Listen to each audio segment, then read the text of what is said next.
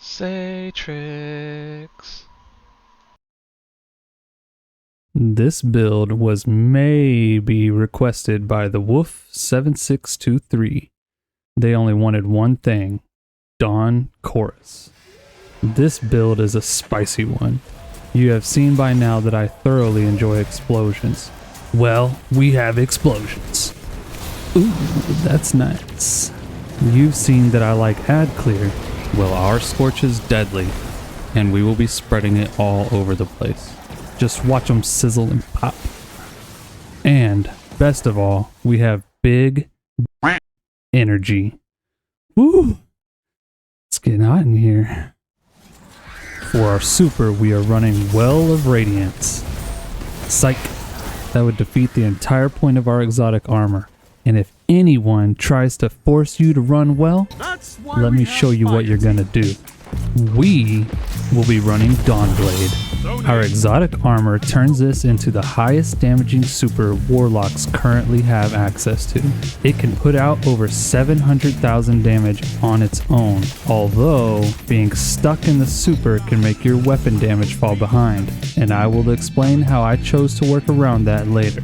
During our super, Phoenix Dive deals 220 damage and burns, not scorches, burns, in a 6-meter radius. However, if Heat Rises is active, then it will scorch for 60 plus 30.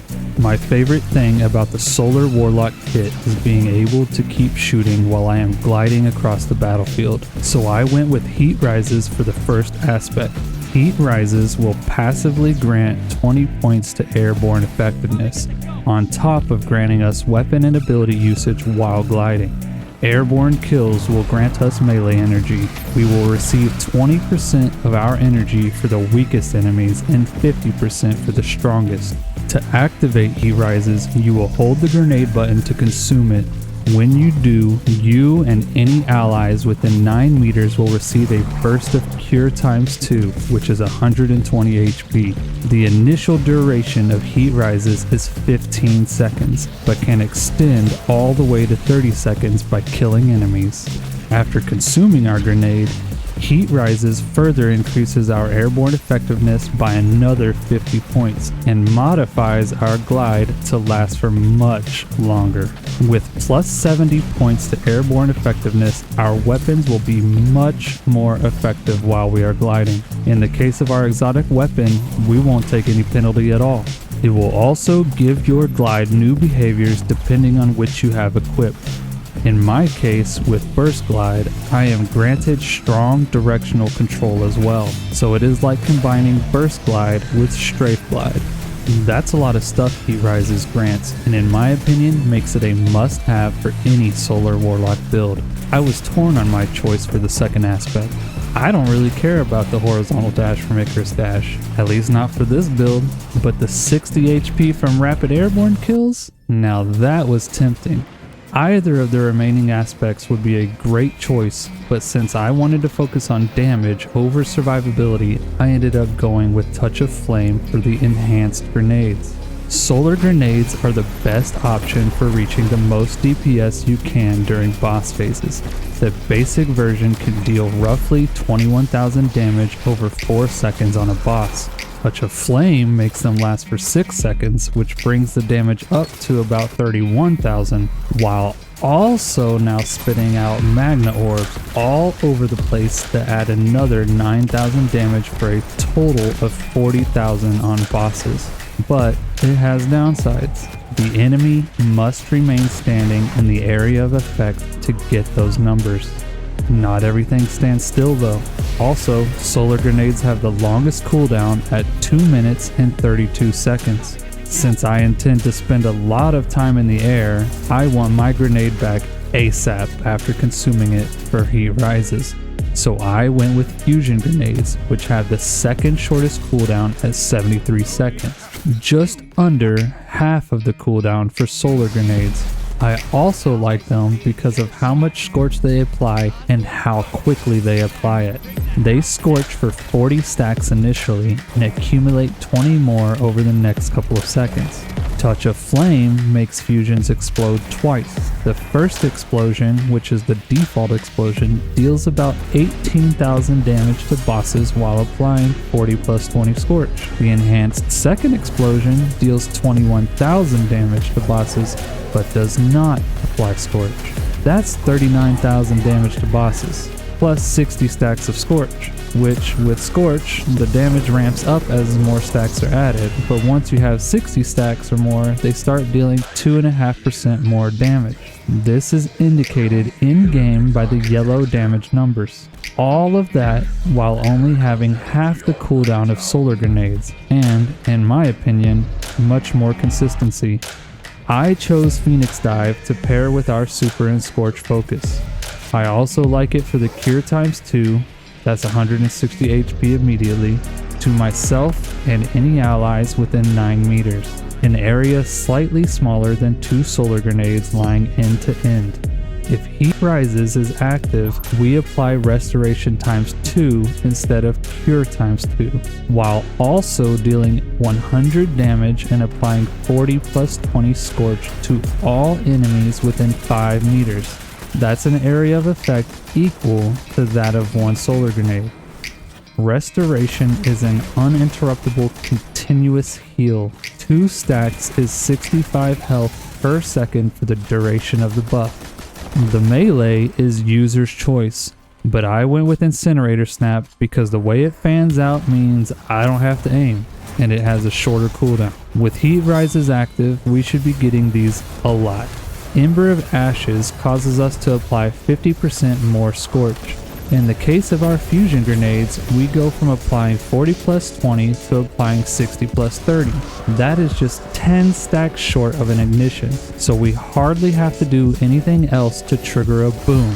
From this point forward, when I state how much Scorch is applied, I will be stating the Ember of Ashes amount. I will put the base amount at the bottom right corner of the screen. Ember of Combustion causes our solar super kills to trigger an ignition and spawn a fire sprite. We won't be making use of the fire sprite with any other fragments, but the 12.5% to our grenade energy on pickup is nice. This fragment is also going to give us 10 points to strength. Ember of Char makes our ignition spread 60 plus 30 Scorch to all enemies hit in the explosion, excluding the ignited target. We will also receive 10 points to Discipline. Ember of Torches will cancel out the 10 points to Discipline we thought we were going to get, but in exchange, our powered melee hits, not kills, make you and allies within 8 meters radiant for 8 seconds. That's an area slightly bigger than 1.5 solar grenades. Being radiant increases our weapon damage by 25% and lets us stun barrier champions. I would like to take a moment to discuss Scorch and Ignitions because I learned several new things about these when making this build. First, a very quick review of the basics. When Scorch is applied, it has an initial amount of stacks it applies, and then it continues scorching for the next few seconds while increasing the stacks and ramping up damage. 100 stacks of Scorch triggers an ignition. Also, ignitions stun unstoppable champions. Now for the new things I learned. The explosion from an ignition deals 750 damage unless your initial application of Scorch was from a weapon perk like Incandescent. Then it only deals 500 damage. But it is also now affected by combatant rank modifiers, which, if I am understanding this thing properly, is a very good thing. For example, if I apply Scorch from Incandescent from a trace rifle and then trigger an ignition, if a champion were to be hit by that explosion, it would be dealt 1,020 damage instead of 750 damage. In other words, your initial application of Scorch should come from your weapons, not your abilities, as much as possible to maximize your ignition damage. The next thing I learned is that ignition damage can also be increased through certain damage increases if the initial Scorch source had a damage increase.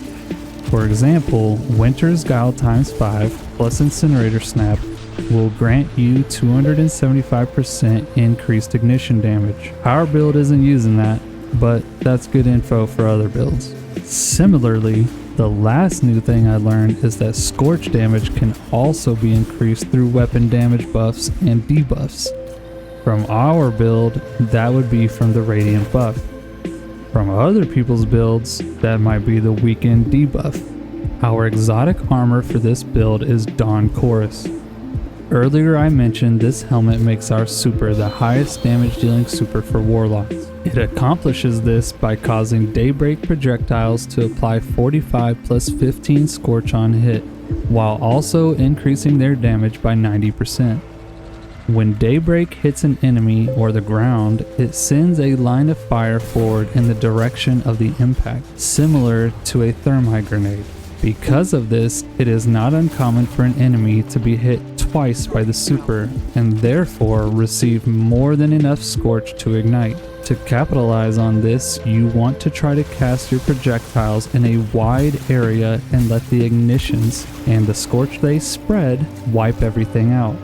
Dawn Chorus also increases our Scorch damage by 200%. In other words, that's 3 times the damage. This, plus the information I shared earlier about Scorch, led me to forming the habit of shooting enemies once or twice to apply Scorch and then just letting Scorch crisp them. Lastly, our Scorch Damage-ics will now grant us 6.25% melee energy, so now we will get our melees even faster than with just heat rises. For our exotic weapon, after trying out several Scorchers, I landed on Skyburner's Oath. It is the only weapon that can apply Scorch with every shot. I thought I might be happy with Tommy's matchbook again after my Solar Titan build, but without a constant source of healing, it does not make the cut. It might work out if you chose Icarus Dash instead of Touch of Flame, but I didn't try that. Plus, you have to wait for it to overheat before it applies Scorch. With Skyburners, as long as you are hip firing, you will apply 8+8 Scorch with every shot. Your slugs will also home in a bit on your targets. If you aim down sights, you will no longer apply Scorch, but the projectiles are now hit scan.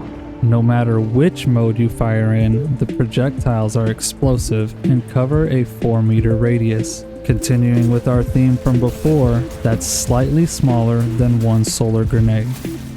Because of this, I often found myself using the weapon as if it were a grenade launcher. If an enemy fled to cover, I would just lob a slug at the corner where they were hiding, which would scorch them, and the damage boost from Dawn Chorus would often handle the rest. Before I talk about our other weapon slots, I want to discuss 2 other options. When I was running lower end content, I enjoyed using my Retraced Path with Incandescent and Subsistence. I almost never had to reload due to Enhanced Subsistence refunding 20% of the magazine for every kill. With Enhanced Incandescent plus Ember of Ashes, it spreads 30 plus 15 Scorch within 4 to 8 meters depending on the tier of enemy killed. This thing was triggering ignitions left and right. However, once I tried it in higher end content, it just didn't hold up. Initially, I was trying to build around Retraced Path, but this flaw is what led me to switching to the Skyburner's Oath. But I still highly recommend trying Retraced Path out for Gambit or normal strikes, just for a little bit of fun. Now, for the damage phases, if you really want to push out the higher numbers, switch out Skyburners with this beauty, the Polaris Lance. Precision hits refund 1 ammo, making it perfect for boss DPS because you won't have to reload, especially if your team is using Divinity. Scoring 4 precision hits grants an explosive solar round for the 5th shot that deals 101 damage and applies 60 plus 30 Scorch to enemies in a 2-meter radius. It isn't the biggest explosive round, most reach out to 4 meters. But that doesn't matter because our main target, the boss, will be Scorched. Every 10 precision hits will trigger an ignition to boost up our damage. I tested the damage output of both against Kali and found Polaris Lance to be the better of the two. I believe it to be because Polaris Lance triggers ignitions much more frequently than Skyburners. I understand that with Dawn Chorus you might want to keep the Scorch going for as long as possible, but from this test here, I didn't find that to be the case. In the Kinetic Slot, I ran 2 different weapons. The only thing that mattered to me was that they had Demolitionist and used special ammo so we would get 20% grenade energy for our kills. My Ronhild also has Subsistence, while my Riptide has auto-loading holster and my choice between Chill Clip and Demolitionist. In our Heavy slot, I swapped between these 2 weapons. For boss damage, I ran a Hezen Vengeance with auto-loading holster and Vorpal weapon for the 10% extra boss damage. For everything else, I ran my crafted fixed odds with Incandescent and Feeding Frenzy. If you don't have either of these, then use your favorite solar damage dealing weapon. The weapons with auto-loading holster were crucial for damage phases. Not having to manually reload is massive with this build, since we will spend a substantial amount of the damage phase in our super.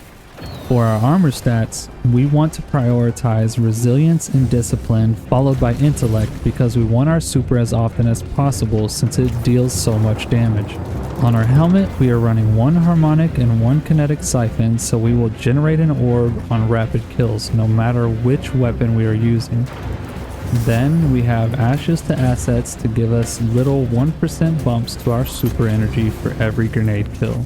On our arms, we have Fastball so we can throw our grenades further by increasing the speed at which they travel by 25%. Then we have Firepower to give us an orb for our grenade final blows. Then I have Fonta Focus to give me a 30-point boost to Discipline while I have Armor Charge.